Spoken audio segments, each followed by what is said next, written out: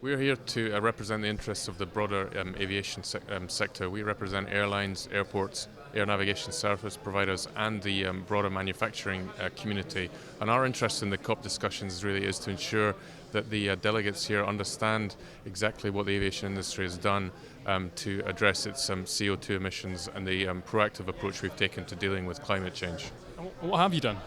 Well, back in 2008, we set ourselves three global targets on CO2 emissions reductions. We set a short-term efficiency improvement and target of 1.5%. We set a mid-term goal to have carbon neutral growth in the aviation sector from 2020 onwards. And then looking out from 2050 and beyond, we aim to have halved our CO2 emissions from aviation when compared with the 2005 levels. And to bring forward those goals, we set ourselves a very clear plan based on a four-pillar strategy that's looking at new technology developments in the aviation industry, new operational methods, better use of infrastructure, and then the development of a global market-based measure for aviation under the auspices of ICAO.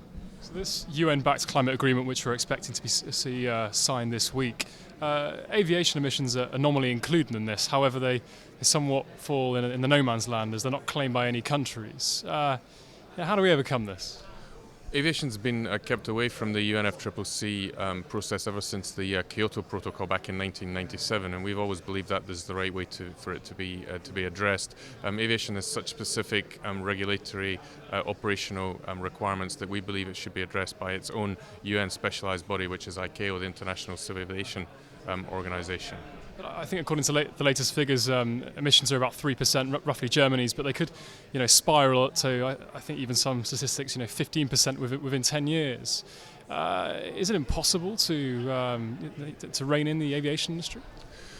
We recognise that our emissions are around about the 2-3% level, and we also recognise that air traffic is going to grow significantly in the coming decades, and that's why we put in place this proactive and ambitious strategy, because we want to decouple the rise in aviation traffic figures from the rise in CO2 emissions. And so even though, as you say, the aviation industry is destined to grow in the coming years, we believe that its CO2 impact will reduce gradually over time. All eyes are on this ICAO conference, the UN-backed aviation authority. It's going to take place, I think, in the first quarter of September 2016. Does ICAO have any teeth? Very much so, and ICAO and the industry have been working very closely on the types of initiatives I've mentioned, our objectives and the strategy. There's real consensus at ICAO that a global market-based measure is needed for aviation. There's real political engagement from all sides of the debate, and we believe there's strong leadership from ICAO's secretariat to make this deal happen in just under a year's time. It's by no means certain that we're going to get a deal on the market-based measure at the ICAO meeting. Is that correct?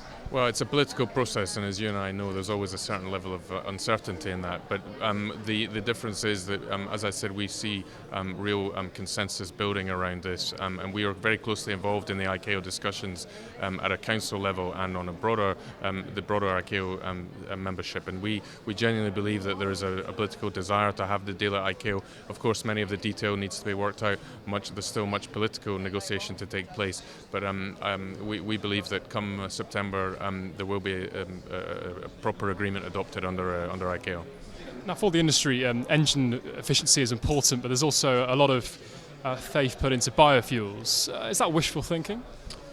Biofuels is actually a really exciting area for us. There's been a lot happening in this space in recent years. We've had over 2,000 commercial flights using sustainable alternative fuels, so we've gone beyond the stage of just test flights into actual airlines operating with biofuels on a commercial basis. Over 20 airlines are involved, and some of the airlines have taken very significant long-term investments to make sure that biofuels come online and become a reality. This year there's regular commercial flights using biofuels out of Oslo Airport, shortly out of Los Angeles Airport. So it's obviously part of our long-term ambition for aviation, but it's a day-to-day reality for many airlines. It's moved beyond the stage of just wishful thinking, very much so. Is there any existing target for biofuels? I don't know, by 2030, 50% of flights must be done on some mixture, or are there any yardsticks here for how we can wean planes off fossil fuels and onto biofuels? Aviation as the industry itself hasn't set targets, but it's part of our 2050 ambition to have our CO2 emissions by 2005. Biofuels is very much part of that. The challenge for us is to try and bring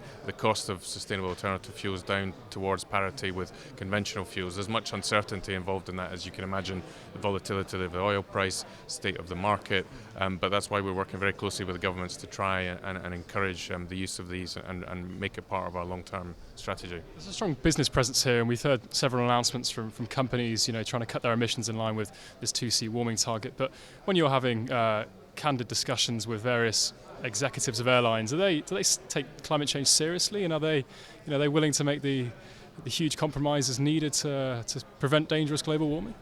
I'd say climate change for airline executives, other than making sure their businesses make money, is the most significant political issue on their agenda, and that's why they all came together behind ATAG back in 2008 to make these commitments, and they've stuck by those commitments. We're making great steps towards achieving them, and so we're confident that the industry really is united behind this whole issue and our approach to it.